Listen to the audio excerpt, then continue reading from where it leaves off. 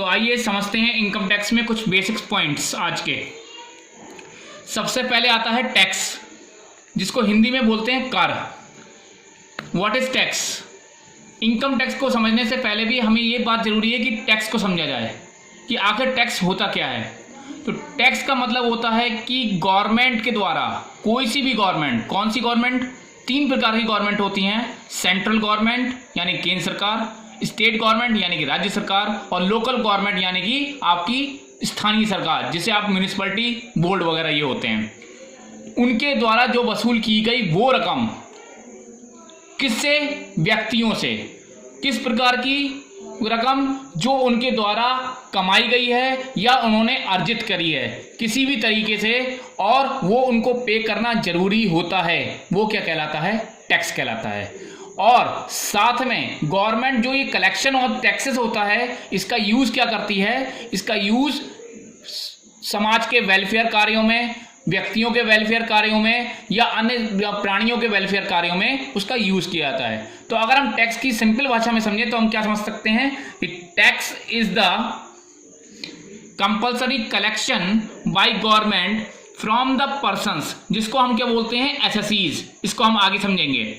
On their personal, professional और other earnings, यानी कि उनकी स्वयं की निजी हो या उनकी पेशे से हो या बिजनेस से हो या अन्य प्रकार से, किसी भी प्रकार से जो आप कमाई गई राशि है उस पर किस प्रकार का कलेक्शन, किसके द्वारा? अनिवार्य कलेक्शन किसके द्वारा? गवर्नमेंट के द्वारा किया जाता हो।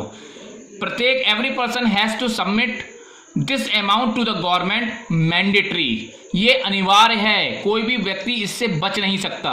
This collection amount from tax is used for different types of welfare activities of humans and others in the country. देश में जितने भी वेलफेयर एक्टिविटीज हैं मानवों की, मनुष्यों की, अन्य प्राणियों के लिए, वो सारी गवर्नमेंट के द्वारा इस कलेक्शन से तैयार की जाती हैं, उनके लिए प्लानिंग की जाती है, उन पर खर्चा किया जाता है। ये अमाउंट क्या कहलाती है? टैक्स कहलाती है। ठीक है।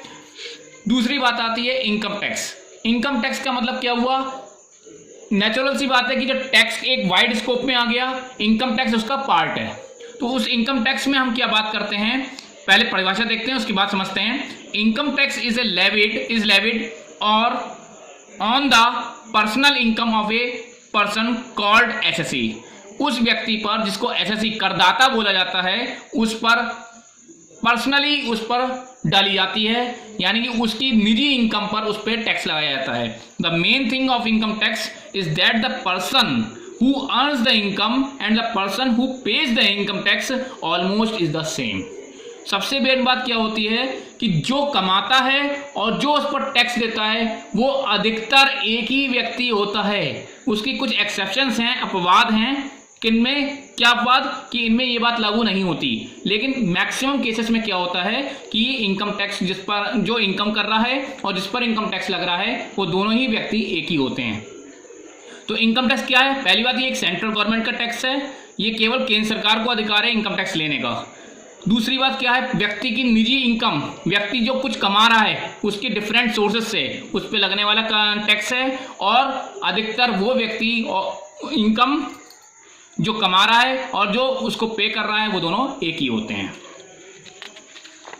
आगे समझते हैं टाइप्स ऑफ टैक्सेस। टैक्सेस आपके 2 प्रकार के होते हैं, डायरेक्ट टैक्स जिसको आप प्रत्यक्ष कर बोलते हैं, और दूसरा इनडायरेक्ट टैक्सेस जो अप्रत्यक्ष कर होते हैं।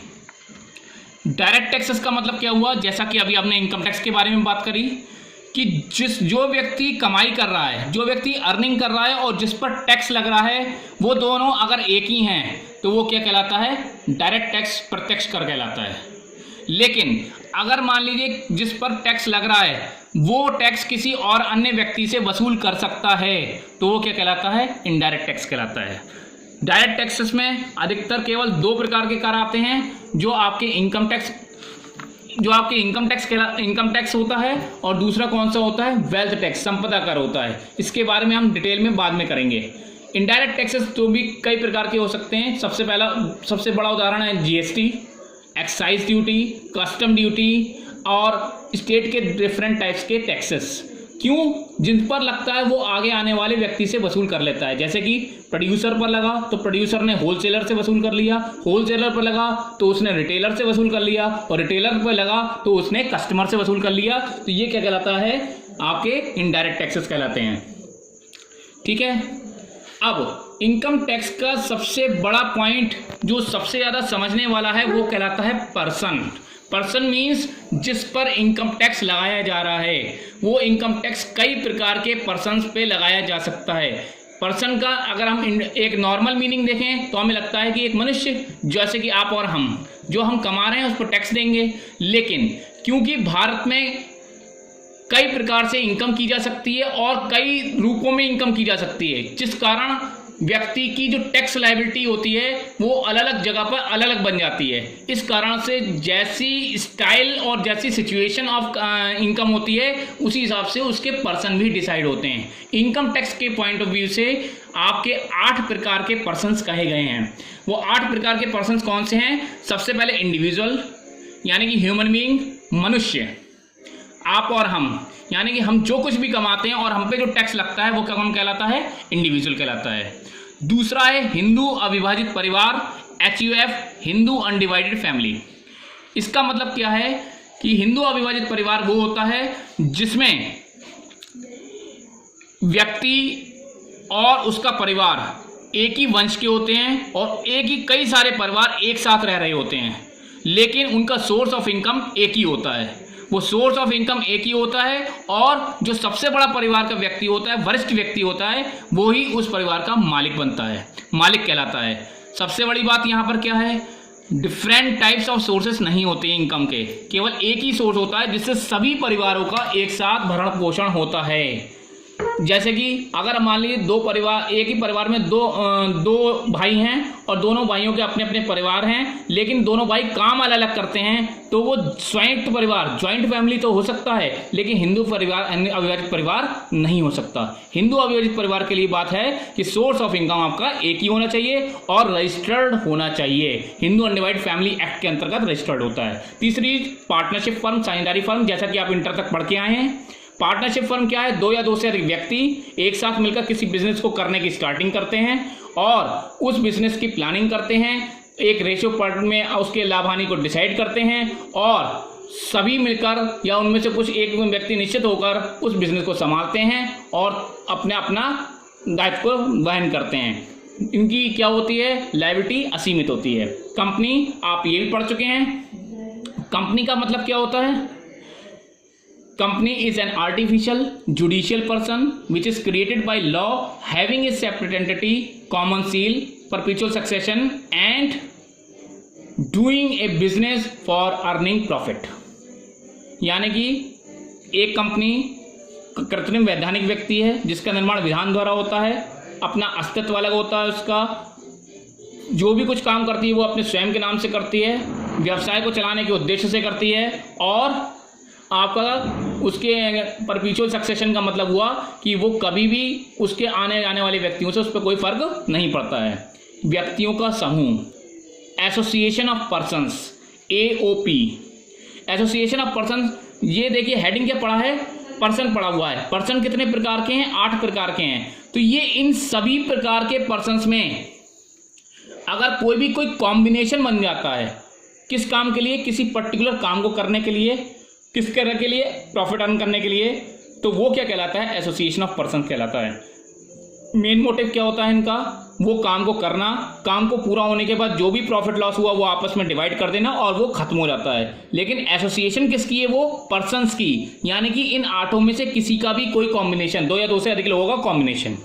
बॉडी ऑफ इंडिविजुअल्स का मतलब क्या हुआ? केवल मनुष्यों का समूह। जो पहला पॉइंट था इंडिविजुअल, वो मनुष्यों का समूह अगर कोई भी काम करने के लिए इकट्ठा होता है और आपको पूरा करने के बाद अपना प्रॉफिट आपस में बांट लेता है तो वो क्या कहलाता है? Body of individuals.